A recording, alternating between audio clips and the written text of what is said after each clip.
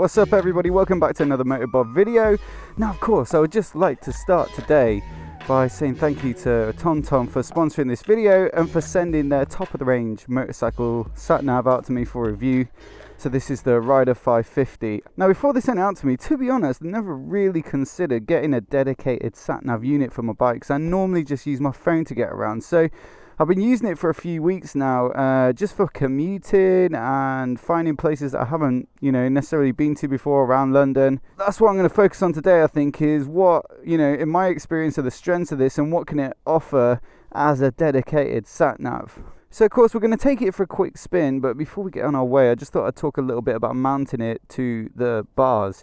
So you get a RAM mount, which I think is a great shout from TomTom to get the kind of experts in mounting electronics to vehicles to make something for this, because after all it's quite a decent sized screen, so if you're shooting along a decent clip, you don't want that flying off, and of course you wouldn't want to see the money you spent on it going down the drain. So this is a really sturdy, proven handlebar mount, and as I say, I think that's kind of a good shout by them. So before I fitted it, you do get this little rubber sleeve that, or I think you can just put that inside the mount, but I've slipped it onto the kind of metal bar that goes around there. But I've also put a little bit of electrical tape on the handlebars themselves, just because they're painted on this bike and I just didn't want to take the risk. So a bit of extra precaution like that might be a good shout, but otherwise super simple. Just one metal bar that goes through this big block and then 2 bolts on the back, and those are nylon locking nuts so they shouldn't vibrate off, and then some finishing caps just on the end. And then once you've got all that sorted, it's just a ball head here, and then you've got a clamp, and then the actual TomTom mount, which is powered, and all that goes together pretty easily, just a few bolts in there. So that took me a few minutes. Now it is quite pronounced on the bike. I've just been using it for testing purposes. I think if I was gonna leave it on the bike all the time and use it day in day out, I might look for a way to maybe reconfigure this a bit so that the sat nav is maybe tucked down here or a bit closer to the bars there. But also, just because I'm vlogging it for you guys today, it's quite good that it's high up so you can get a good view of it when I've got the GoPro on. Super easy to adjust as well because it's got the 2 ball heads, so you just loosen this clamp back here and then you can move it around however you wish. So you might pop it like that. And also another little feature that I liked as well is that there's this quick release here, which is nice and chunky if you're wearing motorcycle gloves, so you can slide it on and off nice and easy, and you can also press that in and then flip it 90 degrees. So if you prefer having the screen in this orientation, which you might do if you haven't got many turns, you're just mainly going straight on the motorway, it might make more sense to have it configured like that. But also it really depends on the cockpit of your bike as well. So if your clocks are in the middle and you're a bit tight for space on the handlebars here, it might just slot in a little bit more comfortably in that orientation. So I think it's good to have that option, but I've mostly been running it like that, horizontal or landscape as you might say. There's also a little power cable here, and that can, I've just been tucking it away behind there for now, but yeah, it does come with a lead that you can run under the tank. So on this bike you might run it down the front there, and then with these cables here and with the rest of the harness under the tank right to the battery, and that's going to give you constant power to the sat nav. And there's also an anti-theft option available, which means that you can secure it to the mount with security bolts and whatnot, and that means that it can't be that easily removed. And I think there are 2 use cases for this really. If you've got a touring bike or an adventure bike and you might commute on it or tour on it, I can see a case for getting that anti-theft kit, getting that cable routed in and leaving it permanently on your bike, and that, as I say, is a big advantage over just using your phone. So you're not getting your phone out your pocket to put it on the bars, running your battery down, or messing around. You just jump on the bike and everything is ready, set up to go sat nav wise. And yeah, I really like that idea. But for me, I've just been running it as is. Don't know. But then you got riders like me who perhaps are going to use it more occasionally. Most days I know where I'm going. I know that if there's traffic, there are a couple of alternative routes I can take. So I don't really have a need for a permanently attached sat-nav, and I like the kind of sleekness of having less of that stuff, and I wouldn't want to get it nicked, etc. So I'm running it more just with the mount and then the quick release, and I haven't wired it in. It's got 6 hours of battery life, so it's pretty rare that I would ever ride for more than 6 hours in a day, if at all. So it's more than enough for me, and yeah, it's been great like that. And I think, as I say, those are the 2 use cases. One is permanently attached, then one is more just a device that you can stick on the bike quickly and get on your merry way. So that's fitting it. In terms of setting it up as well, it was super simple. You just turn it on and punch your Wi-Fi router details in, and it actually has built-in Wi-Fi, so there's no need to connect it to a computer with a cable. It just syncs the maps and all of that kind of thing, the routes that you've planned, from your router directly from the internet. And I think that's a really nice way to keep things simple, and not have to mess around with finding the right cable and stuff when you want to update it. And you get lifetime maps with this device as well. Also, when setting it up, I paired it with my phone. That was really easy as well. There's an app for the phone, and basically when you connect your phone, it gives you things like traffic data. So the TomTom is using that to get that data and relay it back to the device here.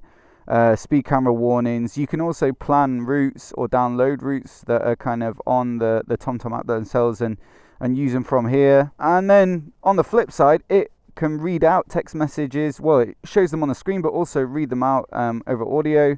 And you can take calls and that kind of thing. So it starts to act as a bit of a hub for your devices, especially when you connect your headset. Now, I've got my motovlogging helmet on today, but my commuting helmet that doesn't have particularly good soundproofing, so I don't tend to use it when I'm motovlogging like this. That has my headset on, and I've been testing that out. And again, of course, it reads out the directions into your helmet, which is great, but you can also use Siri and other voice assistants, whatever the Google one is called. And so, as I say, if it's permanently attached, or if you just stick it on the bike and it picks those devices up automatically, it's this kind of technological hub on your bike, which I quite like the idea of, leaving your phone in your pocket and just getting everything relayed to you on this little screen here. My phone is an iPhone 10, so it's waterproof, which is great if I'm mounting it on the bars, but I would say the majority of phones aren't waterproof, so you would have to put it in a waterproof case or put a little rain cover on it. That's a huge advantage, I think, of the TomTom, and even with the waterproof phone, if you get raindrops on it, it messes with the touchscreen. So you definitely have to use that little poncho that you clip over it. Otherwise, it starts changing the directions. Then you've got to pull over, wipe it, reset the route, all that kind of thing. So it's way more convenient for that. There's just a couple of other things I want to show you, because I don't want to incriminate myself by pressing the screen while I'm on the road, because we all know from recent publicity and news and court cases and whatnot that technically you're meant to pull over if you're resetting your sat nav or whatever. But there's a few little kind of quick settings on here which I thought were quite interesting. So you can crank the volume. I gotta say, it's pretty loud. Even if you don't have your Bluetooth headset, it pumps out a decent volume. And my Triumph isn't exactly quiet, but you can still pretty much hear it over that. So I'll set that volume to full, and maybe you guys will pick that up on the microphone. Voice instructions you can turn on and off from here. And then there's a night mode as well, which you can activate. Now it's gone dim and it's set the background to black, but obviously don't really need that right now. Let's put those voice instructions back on too. As you can see, these Revit gloves that I'm using are touchscreen compatible, but I think the Rider 550 will work with any old gloves, and it's actually got this really neat little setting. You can see here touch sensitivity, and you can do it for thin gloves, thick gloves, or no gloves, and that's going to change the sensitivity of the screen based on, if it's winter, you're probably wearing thick gloves. I can't really think of many scenarios where you're wearing no gloves. Guys, I thoroughly recommend wearing gloves. And that's about it that I wanted to show you on here. You get trip statistics, all that kind of thing, but let's just set a route and we'll go for a little spin. So I'm just searching for Crazy Horse, which is a motorbike dealer just down the road from here. Just hit ride, and that's it. Going to find the fastest route, and then we'll head down there. You can see there's some points of interest on here, so parking, petrol stations, and all the things that you would kind of expect. And you just hit let's go and start the bike up.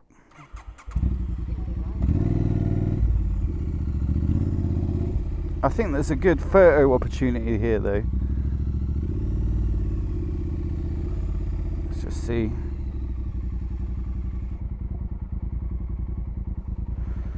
Alright, why is that lady behind me taking a photo of me?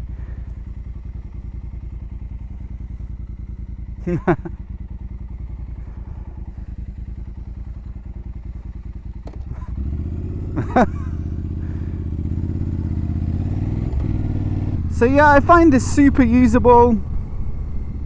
Even with the bright sun behind me here, visibility is still plenty enough.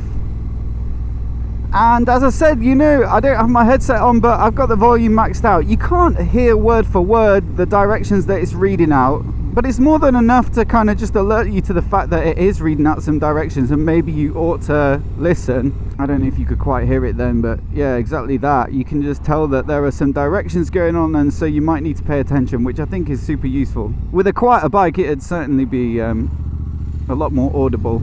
And then we've got everything that you would expect, so ETA, miles to go, some of the points of interest along the way, and then the current time, speed, and then if you're going over, it's going to give you a little warning as well there, and then you've got your next direction up here. So this is how I've been using it over the last few weeks. Just stick a destination in and go, and I think that's the convenience thing that I was talking about. Just attach it to the quick release and then get going, and you'll find your way quite easily. There are two other modes though that have caught my eye, and hopefully as the weather picks up and I get a chance to get away on the bike a little bit more, I might get a chance to use them. So one is called Planner Thrill, and with that mode what you do is you just go into the menu there where I set a destination, hit Planner Thrill, and then you choose a couple of points on the map, and you can choose from easy, medium or hard in terms of corners, and the same sort of mild, medium and extreme in terms of hilliness. And then what it does is, given the waypoints that you've put in, it'll find the best route for those riding conditions in that area. And I think, you know, you might look at that feature for a kind of primarily a city rider and think that's not of much use to me, but actually I go so rarely out to Kent and Surrey and all the lanes like that I don't really know many of the best routes around there, and so it's ideal for me really, and I can't wait to try it out. Hopefully I'll get a free day on the weekends at some point just to head out into the middle of nowhere and give it a go. The other mode that I think is really cool is the My Routes mode. So you can go on the TomTom website, or you can use the app, and you can see all of the different sort of touring routes that people have planned and shared on there.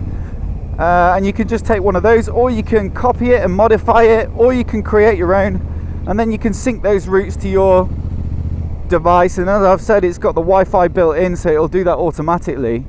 So I had a little go with that to make sure it all works and see how slick it is, and I found it really usable. So then on the days where you're not just looking for a random ride, but you're going somewhere particular and you really want to go on a certain road, that seems great as well. There are certainly times where I've been doing longer rides where I've been using Google Maps and I've set 2 points, and then I'm trying to force it to go on the route that I want by adding waypoints, but it's always finding a different route. So you know, if there are certain roads that you've read about that are known for being good biking roads that you really want to go on, then I expect that mode will be pretty useful for you. I can see that ETA changing a little bit as I filter. I think traffic data is always quite difficult for sat-navs if you're filtering, and you have to kind of expect that you're going to be a little bit quicker on a bike than perhaps the ETA gives you, depending on how you know, brave you're feeling with your lane splitting. And there we go, here we are, Crazy Horse. It's closed now, I'm afraid, because it's the evening. But if you ever get a chance to check it out, they deal in Nortons, MV Augustas and Indians, so as well as a couple of other brands, I believe. So a nice blend of interesting bikes. And sometimes they bring them down to the weekly meet at Greenwich Market, which is called Park It in the Market. Sorry, monthly. That's the last Thursday of every month, so that's worth popping down to as well. But there we go, that's pretty much it today for my review of the Rider 550. I've, as I say, really enjoyed using it for the last few months, and I'm looking forward to using it a little bit more as well over the summer for some of those longer trips, so I'll keep you posted on how it's going. And you can always check my Instagram, moto.bob, out for those kind of general riding about bits and bobs. Let me know if you've got any questions about the Rider 550 down in the comments below, as I'm sure you will have. And of course, if you're new here and you want to see more videos like this, then hit subscribe, and I'll see you in the next video.